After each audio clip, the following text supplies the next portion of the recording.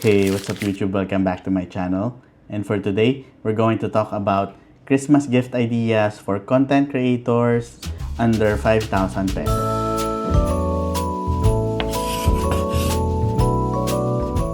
So guys, it's December 3 already. So malapit na magpasko and alam naman natin, kaliwat kanan ang Christmas parties. So we have sa office natin, our friends, and of course our families. And I created this video so that if ever you're looking for a gift for someone you know who is a content creator, photographer, videographer, influencer, amateur, professional, filmmakers, lahat sama na natin, this video is for you. And lahat ng items na nandito is under 5,000 pesos para kahit papano is affordable siya, and I think ma-appreciate ito ng pagbibigyan nyo. So all of the links will be in the description down below.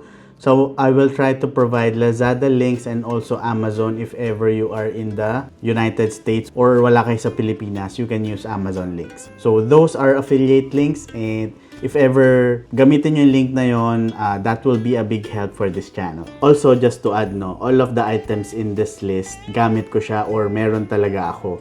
So I can assure you na yung binigay ko dito na list na to is proven and trusted na siya. Nagagamit ko talaga as a content creator. And at the same time, I can assure you yung quality ng items na sasabihin ko. Okay, so first on our list is the Ulanzi camera desk mount. And this one, ang price niya is only 1,236 based dun sa pinaka-murang nahanap ko online.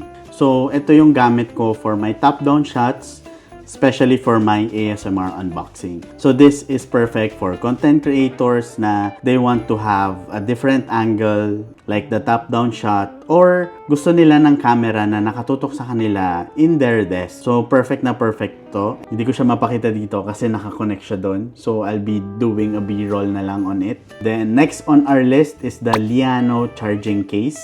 Si Liano NP-FZ100 camera charger dual slot is around 1,450.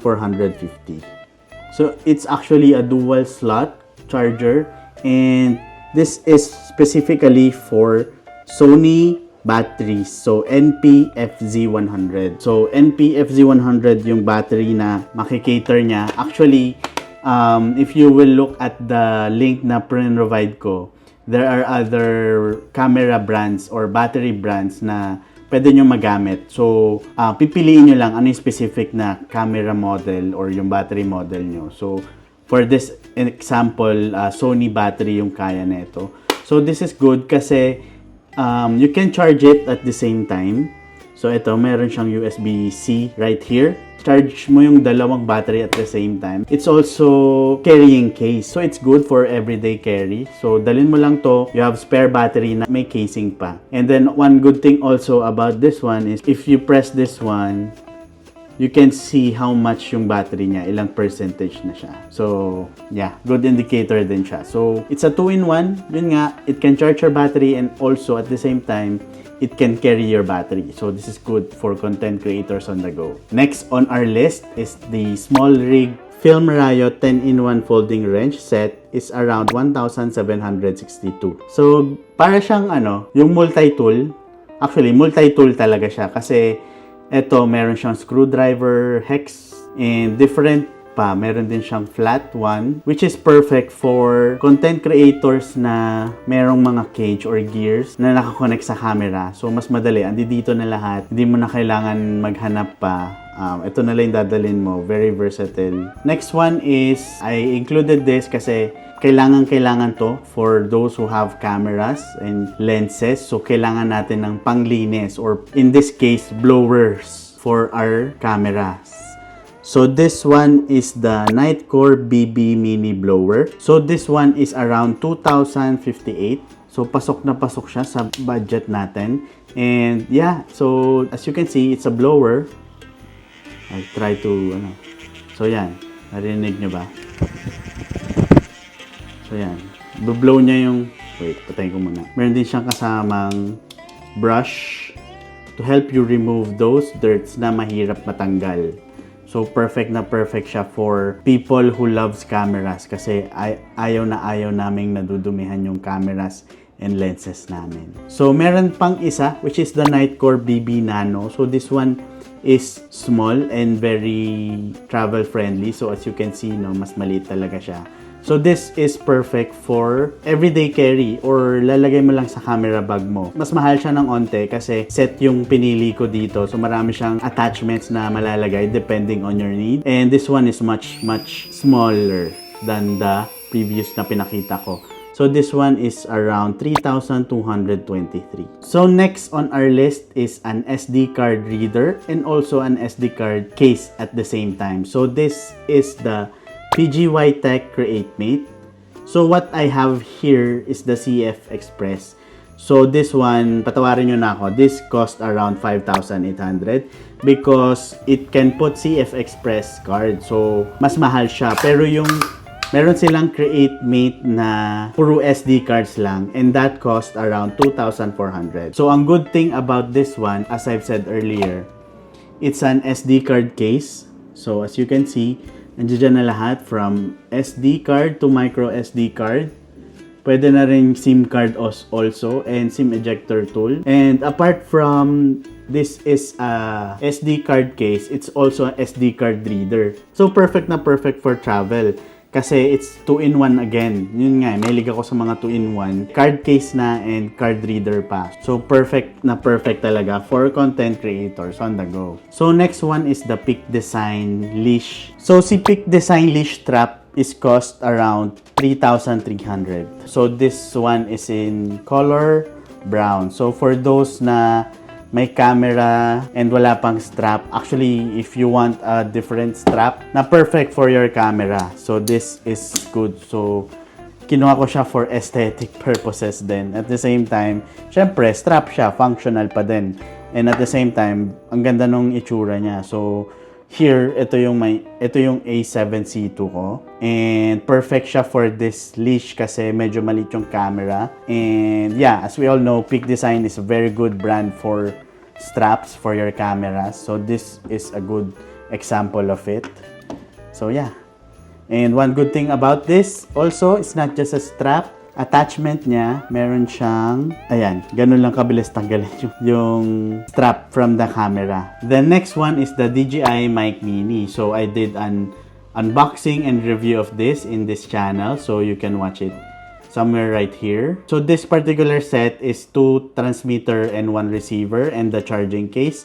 So for this set, nasa 8,000 to. So meron kasing available si DJI Mic Mini na 1 transmitter and 1 receiver. And this one will cost you just around 4,099. So this is good for content creators, solo content creators kasi nga isa lang naman yung kailangan mo, hindi mo need ng dalawa.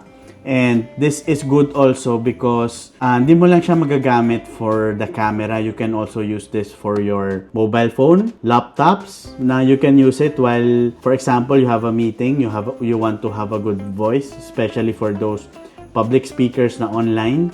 This is perfect.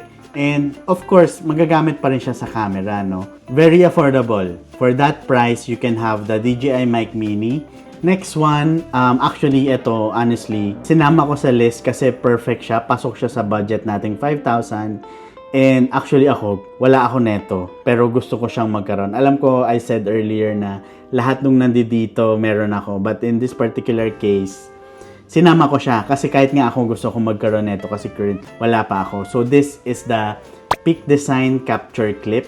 So the Peak Design Capture Camera Clip V3 cost around 4,999. So this is something that you will put in your bag or yung strap ng bag nyo and then para dun nyo ilagay yung camera. So at nandito lang siya. Very strong nun, hindi malalaglag yung camera mo. Ilalagay mo lang dito, you don't need to put it inside the bag, camera bag. And then once you need it, tatanggalin mo lang from the clip, then you can shoot na. Very useful, no? Lalo na for photographers who wants easy access or who wants to get their cameras right away. Then the next one, actually, sorry, wala rin ako neto. But nagamit ko kasi yung counterpart niya, which is the, yan, si Homan CF Express. if you know someone who is a content creator, very important ang memory or ang storage. One of the best gifts na you can give to a content creator or sa mga nabanggit ko kanina is an SD card. So, links down below yung Homan V90 SD card. So, that's V90 already and highly capable na yung SD card na yon.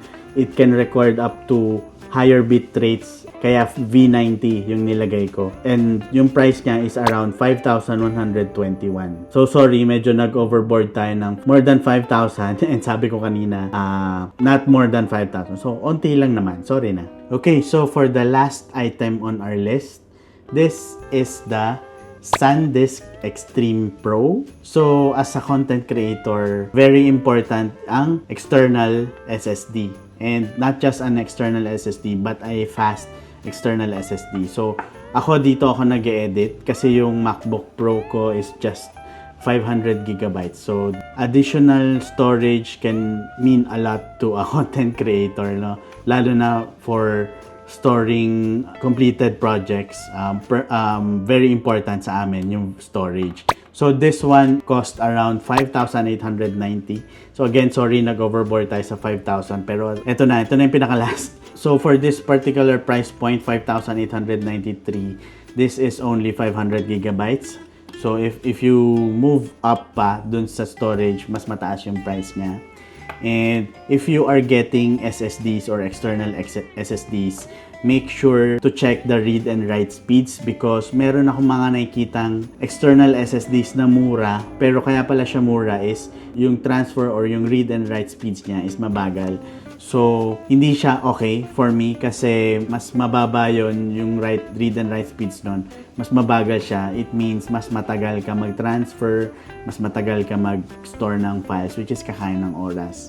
So, eventually, magiging malaking effect yun for content creators. And of course, even industry professionals, no, na gumagamit ng SSD. Like, for example, yung mga nag-SDE o yung mga same-day edit. So, very important sa kanila yung transfer speeds. So, yung mga nabigay ko kanina, these are just practical gifts that you can give. So, hindi lang siya thoughtful, but sobrang important and very useful for content creators. So I hope this video help you and guide you on what kind of gift na pwede mong iregalo. Just a reminder, hindi naman kailangan mahal as long as it's thoughtful and mapasaya nyo yung pagbibigay nyong gift. So again, advance Merry Christmas to all of you, and all of the items I've discussed, I will provide the links in the description down below. Okay, so if you're new here to my channel, thank you for visiting my channel and hoping that you will like this video and you will subscribe to my channel. Okay? So hanggang dito na lang muna uli guys. Talk to you soon.